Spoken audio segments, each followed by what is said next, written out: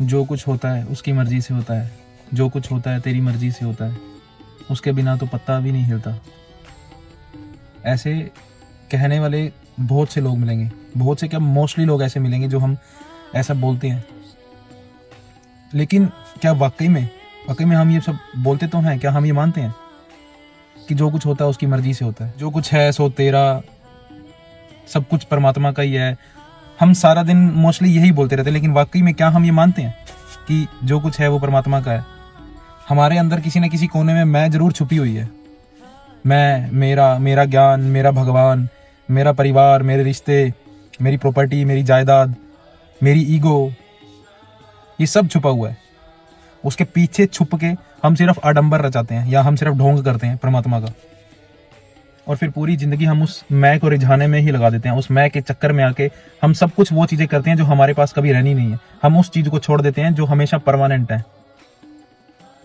हम कभी वो चीजें अर्जित नहीं करते जो हमारे साथ जानी है। हम हमेशा उन्हीं चीजों के पीछे पड़े रहते हैं जो हमारे पास रहने ही नहीं है, किसी मर्जी कंडीशन में नहीं रहने हैं। लेकिन जब उस मैं के चक्कर में आके हम पूरी जिंदगी वही सब चीजें अर्जित करते हैं जो हमारे पास रहनी नहीं है, और जब लास्ट में हमारा जाने का समय आता है तब हमारे को ऐसा लगता है कि अब ये हमारे से छूटेंगी और दुनिया की कोई ताकत उसको छूटने से रोक नहीं सकती। तब हमारे को दुख होता है कि हमने पूरी जिंदगी मैं में निकाल दी, मेरे रिश्तों में निकाल दी, मेरी ईगो में निकाल दी, मेरी एक्सपेक्टेशंस में निकाल दी, और लास्ट में हमारे को पता लगता है कि जो चीज करनी थी, जिसके अंदर मैं को रखना था, वो चीज तो हमने करी नहीं। अब समय नहीं बचा, अब हमारे को जाना पड़ेगा।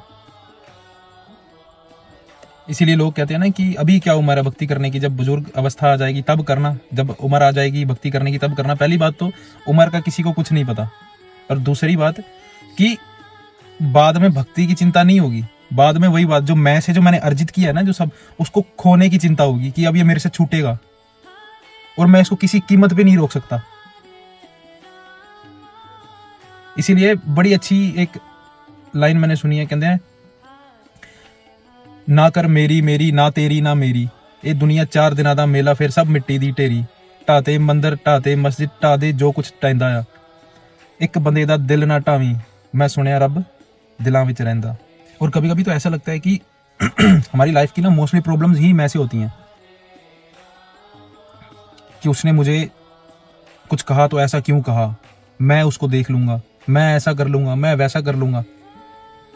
लेकिन हमारे को ये बात कभी समझ में नहीं आती कि मैं कुछ भी नहीं है, मैं कुछ नहीं कर सकता। लेकिन फिर भी हम इसी भ्रम में रहते हैं कि मैं देख लूंगा, मैं ऐसा कर दूंगा, मैं ऐसा कर लूंगा, जिसकी वजह से हम प्रॉब्लम में रहते हैं।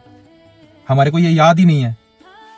किसी ने बड़ा अच्छा क्वेश्चन पूछा था कि आज के टाइम में बड़ी आश्चर्य की बात क्या है, तो उसका जवाब ये था कि शमशान भूमि में एक मुर्दे को देखकर हर व्यक्ति को ये ख्याल आता है कि एक दिन मुझे भी जाना है, मुझे भी ये शरीर छोड़ना है। लेकिन वहां से निकलते ही वो सब भूल जाता है। माया का प्रभाव इतना तगड़ा है, वो सब भूल जाता है, वो फिर से मैं में लग जाता है। तो हमारे को ये याद रखना चाहिए कि हमारे को भी यहाँ से जाना है। इससे बढ़िया कि ये नहीं पता कि कब फोन आ जाए। तो जाने से पहले जो जो चीजें, ये चीजें भी जरूरी हैं, ऐसा नहीं है कि जरूरी नहीं है, लेकिन जो चीज जरूरी है, जो सबसे ज्यादा जरूरी है, उसको इकट्ठा करें, उसको बटोरें। उसके बाद एक बात हमेशा ध्यान रखें कि मैं कोई कहानी तो नहीं जो सदा रह जाऊं, मुझे तो किरदार निभाना है और फिर चले जाना है।